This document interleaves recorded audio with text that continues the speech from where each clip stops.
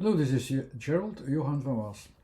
When you really would like to recognize what letter combinations in words express, because I already told you before that letters have a very specific point of position, direction, or orientation of influences, we have to learn to grasp that as quickly as possible and also as direct as possible.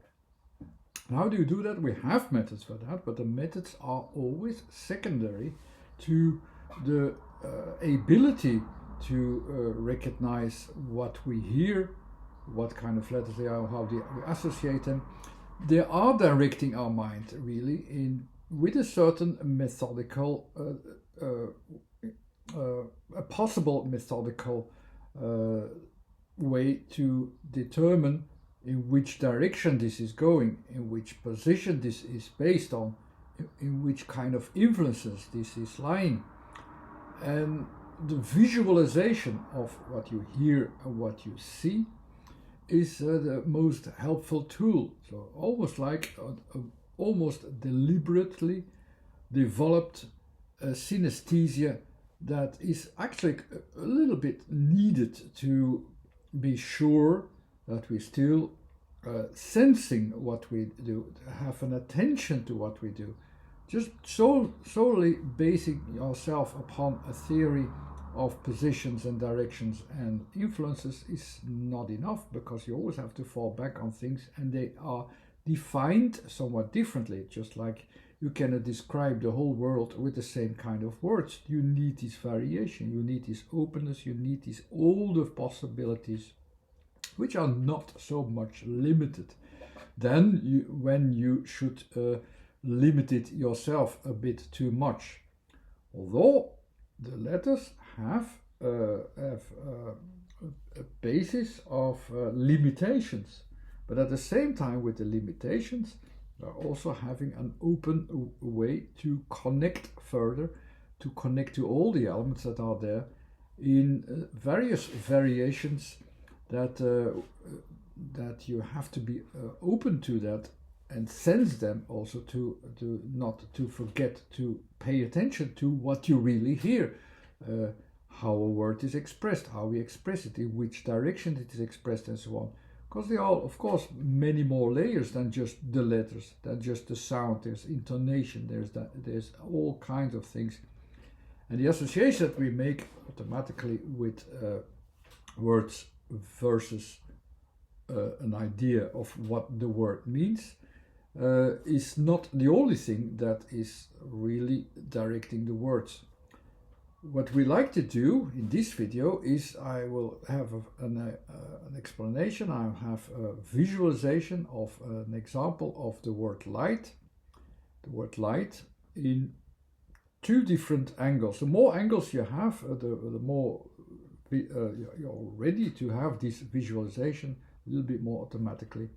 What we would like to prefer always is, like, of course, even if we compare it within this frame which helps us, the frame of communication from what I pick out of the letters and the words and the expressions towards what it's going to be, towards your opinion, towards you as a listener. I pick out the elements, and the elements are expressed, how they develop and how they are seen for all of us in all situations. In these three categories, we all have letters to describe in which position they are, how much they are fixed into 1, 2, or 3 points. As you see, you already have variations even in these 3 points, that it's not just 3 points, it's 3 points of doubtfulness where, okay, what counts here and what does not count. We always try to pick out one element in the first category, two elements or two positions in the second category, and we will compare all the positions in the last one. But okay, let's go to light. The first angle that I will have is, actually you could, if you already know the theory already a little bit by following me, you already have an idea of its positions in this basic scheme. Position in space, in timing, or in a contextual more global frame, you have these positions. After a while, you also know, okay, how will I visualize it? And the visualizations are actually the same how the frequencies are also progressing and showing themselves. So I will have a kind of combination of frequencies and the positions. That's the first thing I will do. So you have here underneath the L, which is, you hear something, is L, like the tongue, it is forming, you hear something that it gets a form, it has a certain form, you hear that. The E is on top of that, you hear also that. But it's not E, it's light, I. So it has, instead of that, it's how it has been written down as E. You know the position, and then you have an association with the position.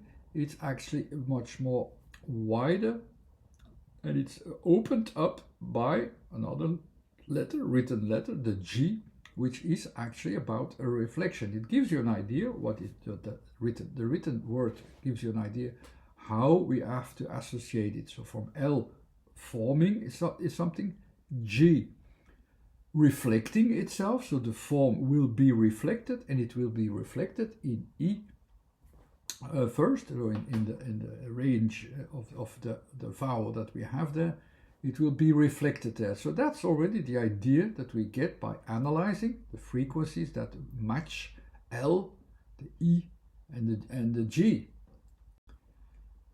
So these basics will already give you an idea of the background, but that's mostly written down. The L is not written down, it's also physical, it's also spoken, so that one is real. That is already real. It should be down there, something is forming. And here are the letters, how we associate them. The T, a position, the L, a formation, the H, a range of in which something can be continuous, and E, an application where you have to apply something, and a G, reaching out to the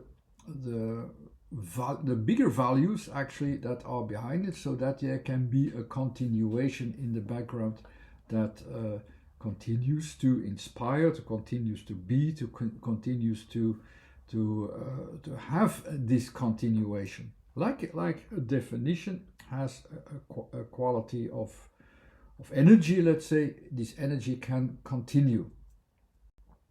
This is lying in the background. The E is there, but it has the range of A, meaning it is defining itself. We want to define itself with a long A is within a certain range. It's the same for you, it's the same for me. It has a range, a basis of something that is real enough to have it as a definition.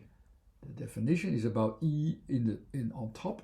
So it is more a definition, not something of a materializing or a matter thing, but it's more something of on top there, higher up, with almost like the higher matter than, let's say, light is also the highest form of matter in a matter of speaking, let's say, in its highest frequency. It is about the higher frequencies, not about the lower frequencies, with a certain range. It has a certain range. The H is written down as well, so it's also not spoken as H, but also that will have the reference or the association. There's a range in which the continuation can be there and has opened up until all the conditions are there. The conditions are there for it. The T will be like, if you hear that, it is like almost breaking up very shortly the vision or the visualization that you have, and by doing this you focus on what do we have here in the middle, what is it, and we will focus of course towards what we already have, which is this whole range of what appears here in the higher frequencies. So basically already have a slight idea. Okay, light in the sense of light from energy. I have already this idea. Light also means not heavy, but it's on top. It's the highest thing. Is less clear at this point, but it is T is always focusing upon. I see a functional thing. I can name it. It can be something that is can be defined actually, because I see it's there. I recognize it. It's there, and it's real enough for me. So basically, you have this frequency with the sound Y. It will bring it up as well, so that you have a reminder. No, you have to go up and widen this up and go up. Actually, with the L, something is formed. And with the Y, associated with G and H, it's filling up. It's higher frequencies of space in which it can be free of in its vibrations, let's say. So you can imagine it, how it fits to a description of what light can be. A bit more vertical, it might be even more clear. So you have these associations as a visualization of what you hear from the middle out here, from the basic frequencies. You keep them basic, you keep them steady without moving them into positions. There are no letters which are about movements and change and so on, so I don't do that. I have a fixed position with T and with L, and in between is that what lives there. What lives there contextually with H, G and I. What lives there is what is opening up, what can be applied, and which has also a value. The G refers also most of the time to bigger values, let's say. But it's actually also like reflections. The reflections go up to the higher frequencies, and there we will find the light. With T, it says, okay, it's there, I recognize it. This is only about positions and positioning and trying to visualize the positioning. And with this visualization, you can learn to focus yourself in the same way as the letters are expressed, how you hear it. We focus on it and we visualize it, and we visualize it in the same foundations of what the letters actually express. It is a more abstract word, so it cannot be used as a kind of proof. Oh yeah, it is really expressing light or lightness. But it helps you, it is a good example to help you to visualize what you hear is also what you can see eventually. And then with what you see, you can visualize it better and understand it better. I didn't go much into the content. I didn't go much into the content that is going on the background. But this video was mainly about how do we visualize what we hear. And this was a good example for it. Thanks again. Bye.